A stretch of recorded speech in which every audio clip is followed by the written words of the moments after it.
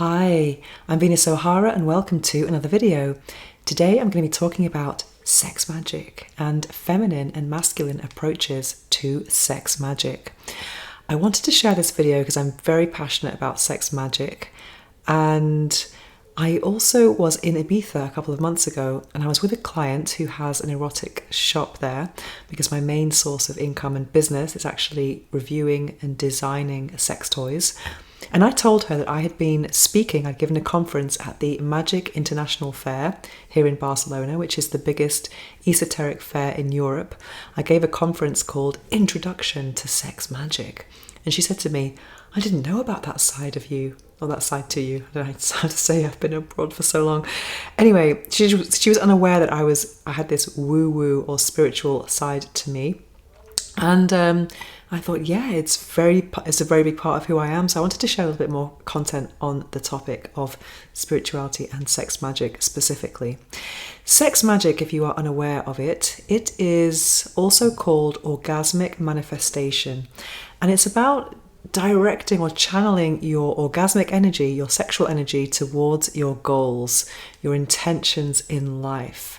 And for me, I find it a very powerful practice. I have been practicing sex magic now since March 2018. So it's going to be nearly 5.5 years. And I owe all of my progress and growth over the last 5.5 years to sex magic. So I really believe that it has really influenced my mindset. And I think our lives are a result of our mindsets and also our subconscious. There are many ways that you can influence your subconscious and mindset, of course, but this is one of them. And seeing as I was a sexpert, I thought, why not channel my orgasms towards my goals rather than just focusing on pleasure? So that's what I did. And when I first discovered this practice, I discovered it when I was reading the book Think and Grow Rich by Napoleon Hill.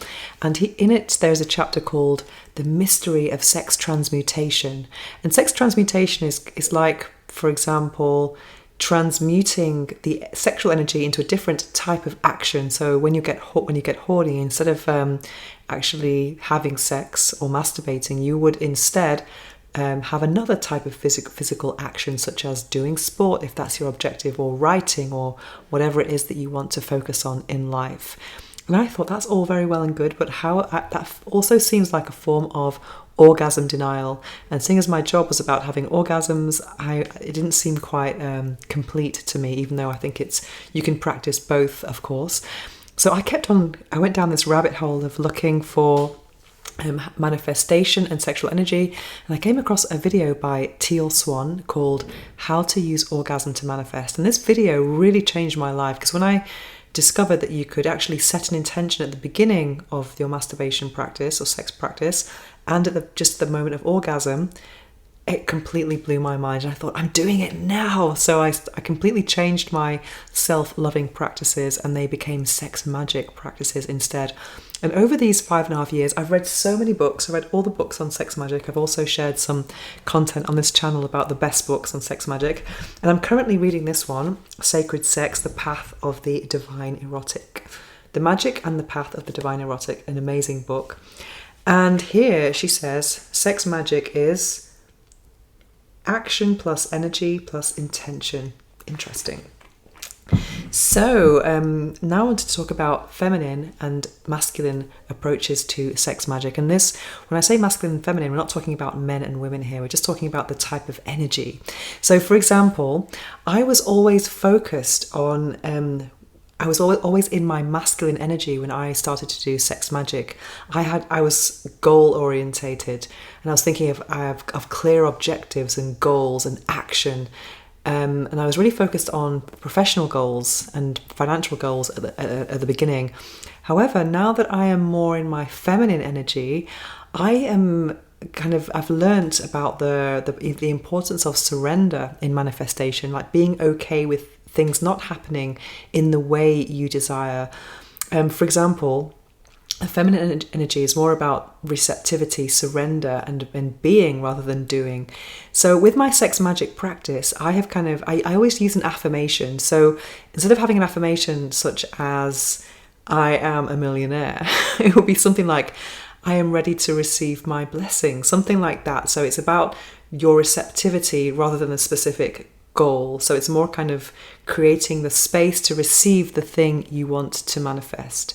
So that's what I've been doing more recently, and I find that to be quite empowering because it's non-specific. And I know other people who talk about manifestation say that you must be specific, but there's something great about being non-specific and having the thing that's best for you, because you might not always know what's best for you.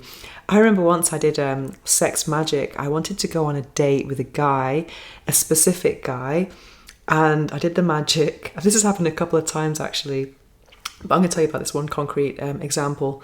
And I really wanted him to ask me out. Someone I already knew for a while, and I started to look at him in a different light.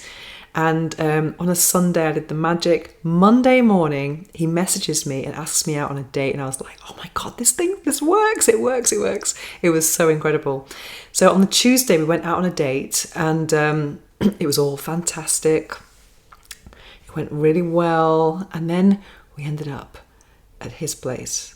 And oh my God, when it got to the intimate moment, he was actually impotent, and I'm not saying there's anything wrong with that, but it just seemed like this was kind of the cherry on the cake of our incompatibility, if you see what I mean, without going into too many details here.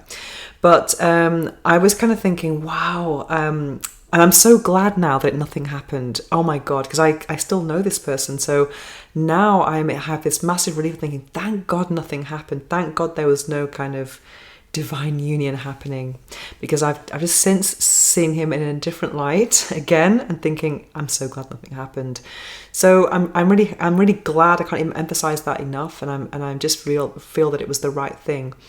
But that was the kind of danger of being too specific. I think you should be kind of more open in the things we wish for, saying you want this or the equivalent or the best thing for you.